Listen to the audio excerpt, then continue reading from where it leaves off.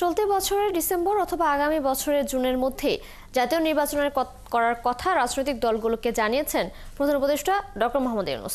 দ্রুত জুলাই ঘোষণাপত্র প্রস্তুত ও চলতি মাসেই জুলাই গণহত্যার বিচার শুরুর বিষয়েও আশ্বস্ত করেছেন তিনি। আর রাজনৈতিক দলগুলো ডক্টর ইউনূসের নেতৃত্বে অকুণ্ঠ সমর্থন দেওয়ার কথা জানিয়েছে। 3 রাজনৈতিক দলের সাথে বৈঠক শেষে সাংবাদিকদের এসব কথা জানান প্রধান উপদেষ্টার প্রেস সচিব শফিকুল আলম। বিস্তারিত শাহিদুজ্জামান সাকিবের রিপোর্টে। শনিবার সন্ধ্যা থেকে বিএনপি, জামাত ও এনসিপির সাথে প্রধান উপদেষ্টার বৈঠকের পর রাত 10:15টার দিকে সংবাদ সম্মেলনে আসে প্রধান উপদেষ্টার প্রেস উইং। সংস্কার এবং 3 দলের সাথে বৈঠকের সংক্ষিপ্ত বিবরণী তুলে ধরেন প্রেস সচিব শফিকুল আলম। বলেন, রাজনৈতিক দলগুলো ডক্টর ইউনূসের নেতৃত্বে অকুণ্ঠ সমর্থন জানিয়েছে। তারা প্রফেসর ইউনূসের লিডারশিপের উপরে অকুণ্ঠ সমর্থন জানিয়েছেন।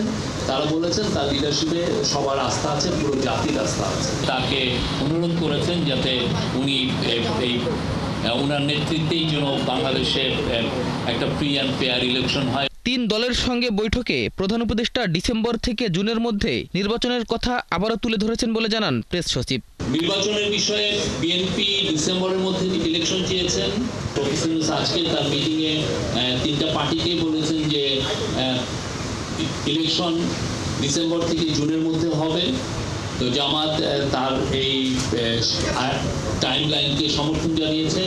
এনসিপিও একই। তার ইলেকশন কমিশনের বিষয়ে এনসিপি এবং জামাত বলেছেন যে তারা মনে করে না যে এখন যে এই অবস্থায় আছে তাতে লেভেল প্লেইং একটা ফ্রি অ্যান্ড ফেয়ার ইলেকশনের জন্য যে পরিবেশ দরকার সেই পরিবেশটা নাই এবং এটা কোনো লেভেল প্লেইং ফিল্ড নাই।